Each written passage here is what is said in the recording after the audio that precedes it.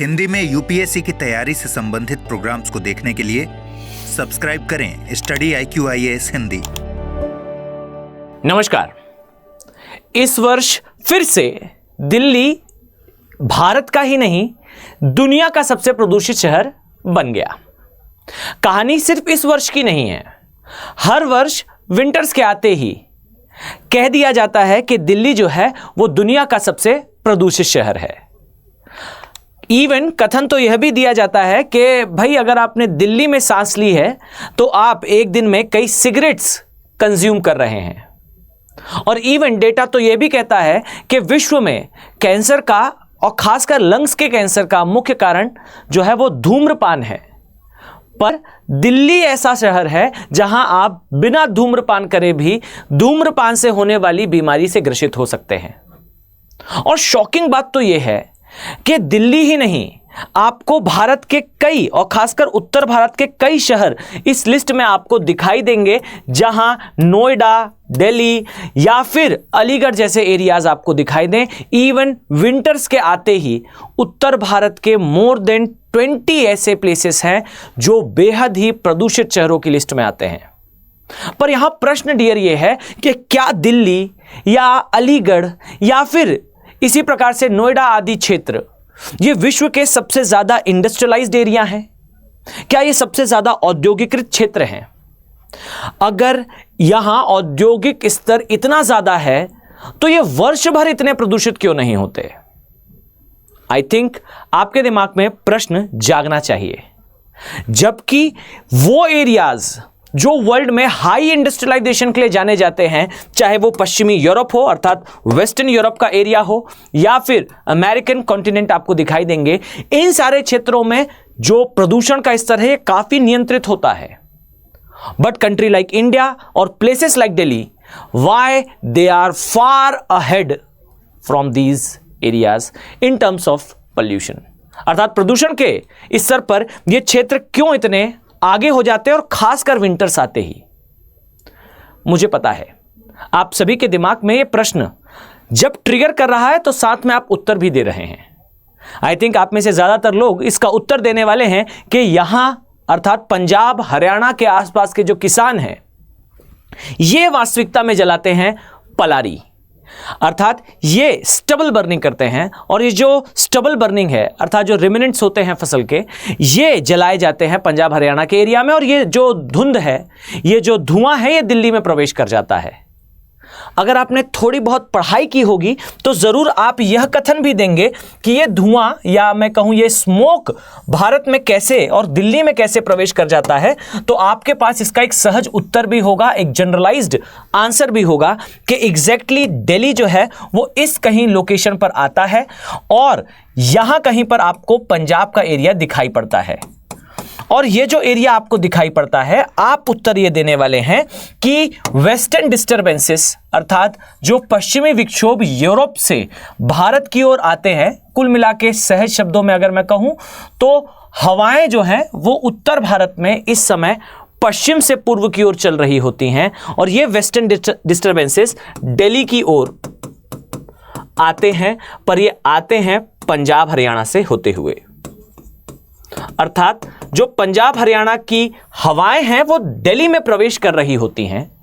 और यही कारण है कि ये हवाएं दिल्ली में इस स्मोक को जो है वो लेकर आती हैं।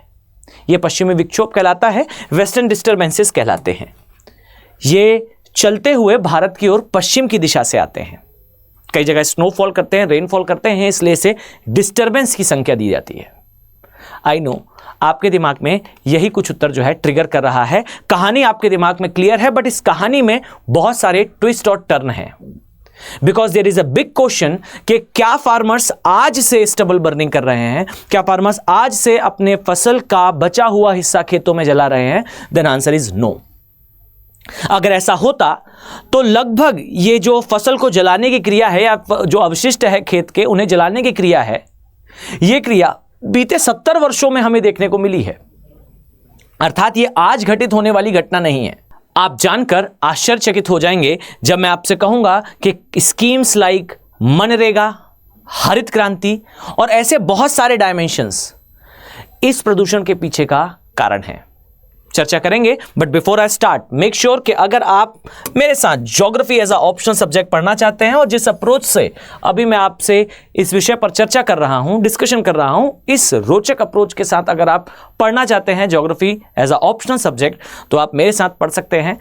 5 दिसंबर की तारीख से जो बैचेस हैं, नवंबर माह के बैचेस हैं, इनमें एडमिशन क्लोज हो जाएगा। अगर आप जुड़ना चाहते हैं, तैयारी करना चाहते हैं एक ऐसे ऑप्शनल की जो आपका ना केवल मेंस में असिस्टेंस दे, बल्कि इस ऑप्शनल के माध्यम से अगर आप तैयारी करते हैं तो आपका प्री क्वालिफाई होने के चांसेस काफ़ी बढ़ जाते हैं। Because geography as a optional subject environment और ज्योग्राफी दोनों कवर करता है, जिसके नंबर ऑफ क्वेश्चंस की अगर मैं बात करूं तो नियर अबाउट 30 क्वेश्चंस हर वर्ष यूपीएससी ज्योग्राफी और एनवायरनमेंट से पूछा करता है। तो अगर आप तैयारी करना चाहते हैं तो आप बेशक तैयारी कर सकते हैं। नवंबर माह के बैचेस में अभी एडमिशन कंटिन्यू है, बट लास्ट डेट याद रखिएगा 5 दिसंबर से इनमें एडमिशन क्लोज हो जाएंगे। इसके बारे में आपको जानकारी दे दूं। साथ ही अगर आप यूपीएससी के प्रिलिमिनरी एग्जामिनेशन को क्रिस्टल क्लियर और रॉक सॉलिड करना चाहते हैं तो आपके पास यूपीएससी आईएएस का एसआईपी कोर्स अर्थात सक्सेस इन प्रीलिम्स का कोर्स भी उपलब्ध है। आप इस कोर्स का भी हिस्सा बन सकते हैं। ये प्री स्पेसिफिक कोर्स है और इस कोर्स की अंतिम तारीख जो है वो 30 नवंबर है। चलिए जरा हम अपने टॉपिक पर वापस आते हैं और चर्चा करते हैं कि कैसे दिल्ली दुनिया का सबसे प्रदूषित शहर बना। ये एक जर्नी है, एक यात्रा है, जरा ध्यान से समझिएगा। सबसे पहली चीज तो दिल्ली के प्रदूषण के पीछे का एक बड़ा कारण हरित क्रांति भी रहा है, ग्रीन रिवॉल्यूशन भी रहा है। आप जानकर आश्चर्यचकित हो जाएंगे डियर कि वास्तविकता में जो कृषक हैं यानी कि किसान हैं पंजाब हरियाणा के, ये स्टार्टिंग से स्टबल बर्निंग नहीं करा करते थे। Stubble burning as a tradition ये तब स्टार्ट हुआ जब हरित क्रांति आई। नो डाउट हरित क्रांति के पहले भी स्टबल बर्निंग देखी जाती थी, किसानों द्वारा जलाया जाता था खेत में बचे हुए फसल के अंशों को, पर हरित क्रांति ने इसमें बड़ा योगदान दिया। यह योगदान ना केवल इस स्तर पर था कि भाई उत्पादन बढ़ा, रियलिटी में हरित क्रांति में हुआ क्या था, तो ध्यान से समझिए। सबसे पहली चीज तो हरित क्रांति में लगातार जो है वो उत्पादन को बढ़ाया, यानी कि स्टबल बर्निंग हो रही थी, कुछ किसान उसे कर रहे थे, अब वही किसान उत्पादन ज्यादा कर रहे हैं अर्थात फसल ज्यादा है। पर यहां रिमार्केबल बात यह है कि हरित क्रांति में फोकस करा गया था डॉर्फ वैरायटी ऑफ सीड्स की, डॉर्फ वैरायटी ऑफ क्रॉप्स की, अर्थात बौने प्रकार की जो फसलें हैं उन्हें प्रेरित करा गया था। यहां रिमार्केबल यह बात है कि पहले सभी किसान स्टबल बर्निंग नहीं करते थे, पर जैसे ही डॉर्फ वैरायटी अर्थात बौने प्रकार की जो फसलें हैं उन्हें लगाया गया, जिसका उद्देश्य यह था कि जो हम फर्टिलाइजर, इंसेप्टी पेस्टिसाइड्स डालते हैं, रासायनिक उर्वरक और कीटनाशक डालते हैं, उसका मैक्सिमम पोर्शन पौधे के उस भाग को उगाने में यूज हो जो भाग सच में हमारे लिए फ्रूटफुल है, ना कि वो छोटा हिस्सा या वो हिस्सा जो केवल फॉडर के रूप में वेस्ट हो जाता है। अब भाई पौधे का आकार अगर बड़ा होगा तो आप समझ पाएंगे कि जो रासायनिक उर्वरक और कीटनाशक डाले जाएंगे वो एक ऐसे पोर्शन को ग्रो करने में यूज होंगे जिसका उपयोग हमारे लिए नहीं है। अब यहां ध्यान से सुनिए, जब ये डॉर्फ वैरायटी ऑफ सीड्स आए और पौधे आए तो इनका जो तना था ये औसतन अधिक मोटा था।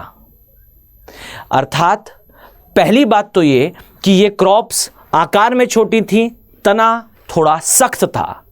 इसके सख्त होने से हुआ ये कि जब इसकी स्टबल बर्निंग की जाती है, इसे जलाया जाता है, तो सामान्य जो पौधा है उससे लगभग 2 गुने तक स्मोक निकलता हुआ दिखाई देता है।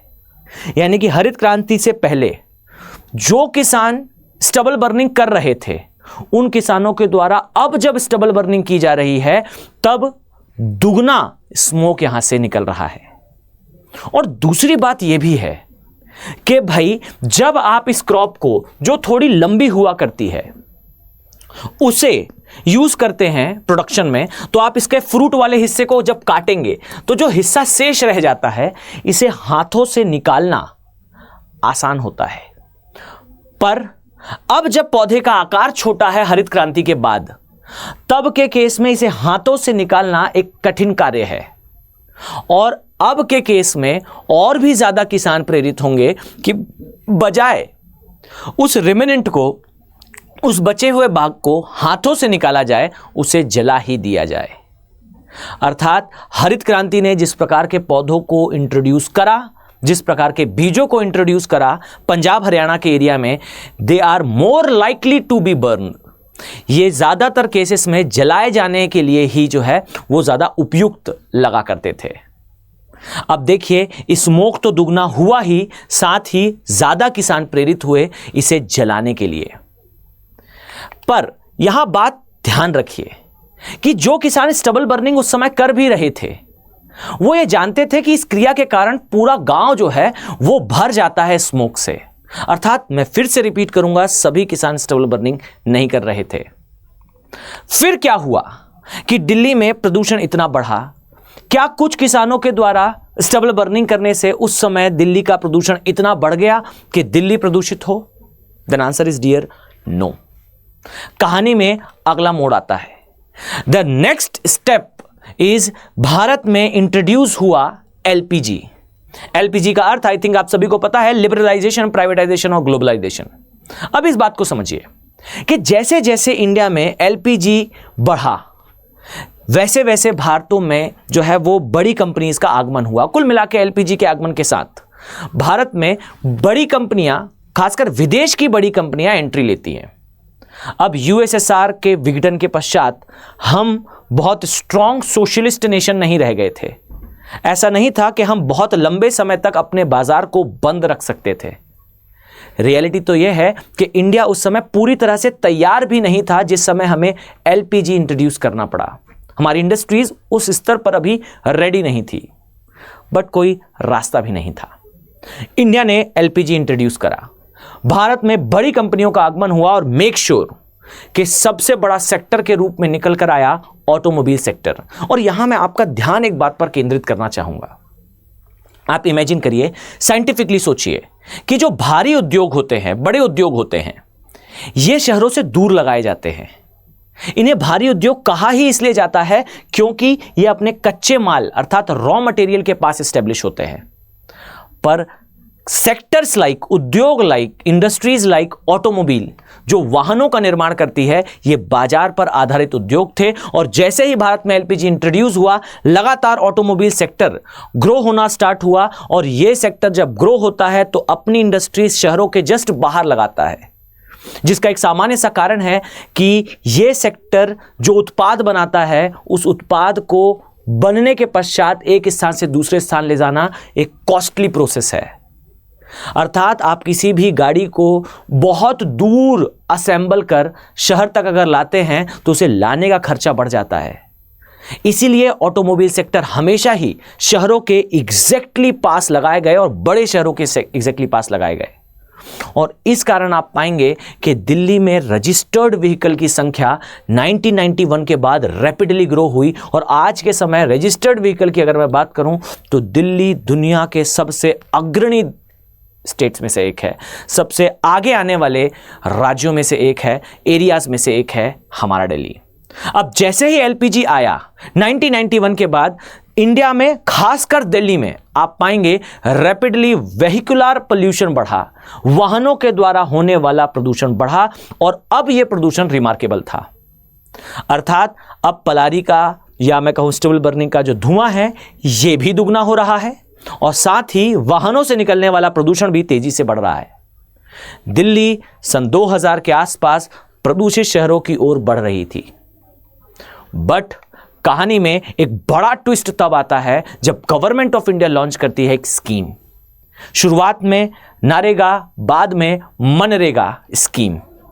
अब आपके दिमाग में प्रश्न जागेगा कि कैसे मनरेगा स्कीम इतने बड़े स्तर पर जो है वो प्रदूषण के लिए जिम्मेदार हो सकती है। तो यहां ध्यान से सुनिए, सोसाइटी एक बड़ा अंश होती है डेवलपमेंट में। यहां आप पाएंगे कि स्टबल बर्निंग सभी किसान, मैंने रिपीट करा था बार बार कि सभी किसानों के द्वारा स्टबल बर्निंग नहीं की जा रही थी। कुछ किसान आज भी ऐसे थे जो अपने खेत में बचे हुए हिस्से को हाथों से निकाला करते थे और इसके लिए वो श्रमिक पर निर्भर थे। और ये जो श्रम था, ये जो लेबर था, ये आया करता था यूपी एंड बिहार से। बट अब जरा फोकस करिए, स्कीम लाइक मनरेगा जो वेलफेयर डूइंग स्टेट की एक अच्छा एग्जाम्पल प्रस्तुत करती है, इस स्कीम ने जो लेबर्स थे यूपी एंड बिहार के, इन्हें अपने ही एरिया में रोजगार उपलब्ध कराया, जो अच्छी बात है। लेकिन इससे हुआ ये कि हरित क्रांति के बाद से, ग्रीन रेवोल्यूशन के बाद से डियर, जो लेबर्स की अवेलेबिलिटी होती थी, जो श्रमिक की उपलब्धता होती थी, पंजाब हरियाणा के क्षेत्र में यह बढ़ी थी, क्योंकि हर जगह हरित क्रांति सक्सेसफुल थी नहीं। यूपी का पूर्वी भाग और बिहार के हिस्से में हरित क्रांति was not that much successful. वो इतने बड़े स्तर पर सक्सेसफुल नहीं हुई थी जितने बड़े स्तर पर हरित क्रांति पंजाब हरियाणा में सक्सेसफुल हुई थी। इस कारण से बहुत सारे लेबर जो है वो यूपी एंड बिहार से पंजाब आया करते थे, और जब ये पंजाब आते थे, इस कारण से पंजाब में जो लेबर था उसकी अवेलेबिलिटी अच्छी थी। किसान लेबर को चार्जेस देकर अपने खेत से ये जो रिमेनेंट्स हैं, ये जो बचे हिस्से हैं, इन्हें निकालवाया करते थे। पर अब जब स्कीम आई मनरेगा, जो लेबर्स थे उन्हें रोजगार मिला अपने ही एरिया में, और जैसे ही उन्हें ये रोजगार मिलता है, याद रखिए लेबर की अवेलेबिलिटी पंजाब के एरिया में जो है वो कम होने लगती है। Now table use to turn, अब जो है वो टेबल टर्न लेती है। इस स्कीम के आने के बाद से रोजगार तो हमारे श्रमिकों को मिला, पर बड़ी घटना यह हुई कि पंजाब हरियाणा के किसानों को लेबर के चार्जेस ज्यादा देने लगे, और ये जो ज्यादा चार्जेस देना पड़ा, इस कारण से पंजाब हरियाणा के जो किसान थे, दे आर फोर्स्ड कि अब वो जो स्टबल बर्निंग है उसे करें, क्योंकि लेबर्स की अवेलेबिलिटी है नहीं। अब जो फसल का बचा हुआ भाग खेत में लगा है, उसे जलाने के बजाय कोई रास्ता शेष नहीं रह जाता। और इस स्कीम के बाद से आप नोटिस करिए, 2005 के बाद से दिल्ली टॉप मोस्ट सिटीज के आसपास आना शुरू हो चुकी है। 2005 से दिल्ली में प्रदूषण का स्तर और भी तेजी से बढ़ा। कहानी यहां तक आई कि भाई एशिया के सबसे प्रदूषित शहरों में से एक दिल्ली दिखाई दिया। पर डियर, क्या 2005, 8, 10 इनके आसपास दिल्ली विश्व का सबसे प्रदूषित शहर था? आंसर फिर से नो है। यानी कि ये एक और चरण की ओर इशारा करता है। अब इस बात को समझें कि जैसे ही दिल्ली में प्रदूषण बढ़ रहा था, स्टबल बर्निंग एक तो हरित क्रांति के बाद बढ़ी, दूसरे स्टेज में व्हीकुलर पोल्यूशन बढ़ा, तीसरे स्टेज में किसान अब ज़्यादा से ज़्यादा जो स्टबल बर्निंग है उसे कर रहे हैं। अब लास्ट स्टेज आती है जब दिल्ली का रक्षक समाप्त होने लगता है। कौन से रक्षक की मैं बात कर रहा हूं? ध्यान से सुनिए, ये माउंटेन है अरावली।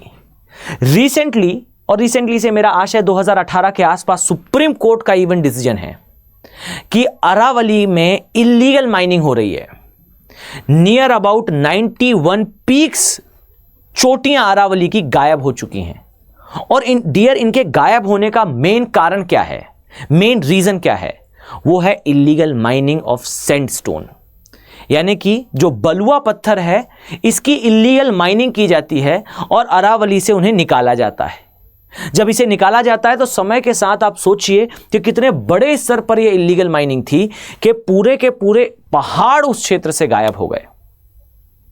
अब हो सकता है आपके दिमाग में प्रश्न आए कि पहाड़ के गायब होने से दिल्ली का प्रदूषण ये कैसे कनेक्टेड है? ध्यान से समझिएगा। बेसिकली हो सकता है आप ये सोच रहे हो कि दिल्ली में जो इलीगल माइनिंग हो रही थी अरावली की, उसका स्मोक आ रहा होगा। तो आंसर बिल्कुल गलत है। ध्यान दीजिए, ये हमारा हिमालय वाला पोर्शन है और यहां आपको दिखाई देता है, जैसा मैंने अभी से कुछ समय पहले आपको बताया, ये पोर्शन हमें दिखाई देता है दिल्ली का, कुछ ऊपर होता है। इस स्थान पर हमें मेनली दिल्ली जो है वो दिखाई देता है। ये एरिया है जहां हमें पंजाब का पोर्शन मेनली दिखाई देता है। अब जरा सोचिए, ये जो एरियाज हैं, ये जो प्लेसेस हैं, आप यहां पाएंगे कि इन दोनों एरियाज के बीच में एक टोपोग्राफी थी, और ये टोपोग्राफी है, या मैं कहूं ये क्षेत्र है हमारा अरावली। ये था अरावली पर्वत। रियलिटी में अरावली पर्वत जो है एक ब्रैकेट की तरह कार्य करता था, एक कवच की तरह कार्य करता था, जो कि दिल्ली को, जो पंजाब हरियाणा से आने वाला स्मोक है, इससे प्राकृतिक रूप से बचाता था। अर्थात पंजाब हरियाणा का सारा स्मोक दिल्ली में प्रवेश नहीं कर पाता था, क्योंकि बीच में था अरावली का ब्रैकेट। बट जैसा मैंने बताया, सुप्रीम कोर्ट ने तक कहा कि अरावली की इलीगल माइनिंग रोकी जानी चाहिए। अरावली की कई चोटियां इस क्षेत्र से गायब हो रही हैं। समय के साथ इवन जहां पहाड़ की चोटियां हुआ करती थी, वहां पर डिप्रेशन बनकर लेक का निर्माण हो गया। अब सोचिए, अरावली की इलीगल माइनिंग ने यहां से आने वाले स्मोक को एक सीधा रास्ता दिया कि वो दिल्ली में प्रवेश कर सके। और ये एक बड़ा रीजन बना फाइनली, जिसके बाद से लगातार दिल्ली जो है वो विंटर्स के आने पर वर्ल्ड के सबसे पोल्यूटेड एरियाज में से एक होने लगती है। सो मेक श्योर कि हरित क्रांति, एलपीजी, कुछ स्कीम्स, या मैं कहूं अरावली की माइनिंग, एक सक्सेशन है दिल्ली का प्रदूषण के पीछे। ये एक बहुत साइंटिफिक प्रोसेस है, एक बहुत लंबे समय से होने वाली क्रमिक गलतियों का अंतिम परिणाम है।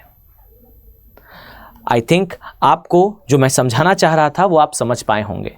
ऐसा नहीं है कि कोई स्कीम या हरित क्रांति दिल्ली के प्रदूषण का एक विलन है। हर एक क्रिया की बाद कोई ना कोई एक्शन हमें दिखता है। एक एक्शन ये भी है। अब इसका सल्यूशन अगर आप चाहें तो आप कमेंट सेक्शन पे से मेंशन करें, मैं आपको डेफिनेटली इसके बहुत सारे साइंटिफिक सॉल्यूशंस बताऊं।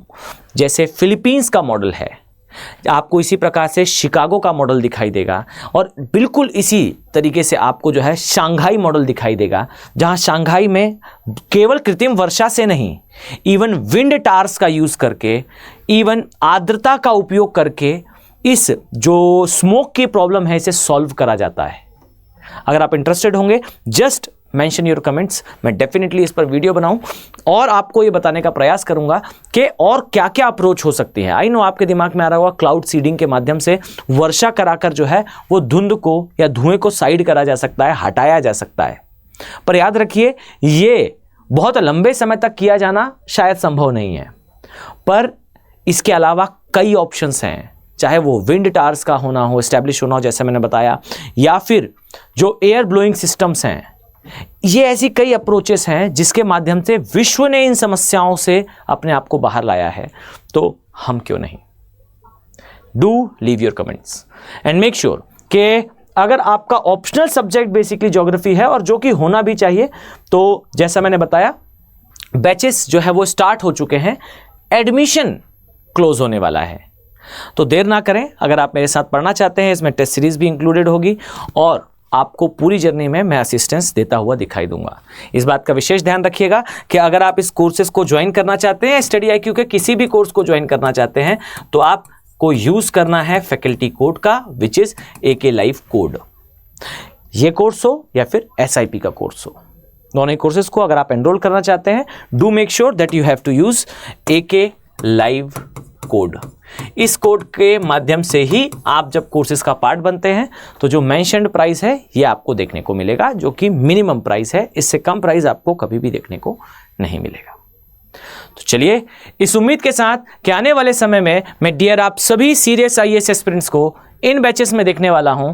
मिलते हैं नेक्स्ट वीडियो में। Have a very nice day. Thank you. Hindi में UPSC की तैयारी से संबंधित प्रोग्राम्स को देखने के लिए सब्सक्राइब करें स्टडी IQ IAS हिंदी।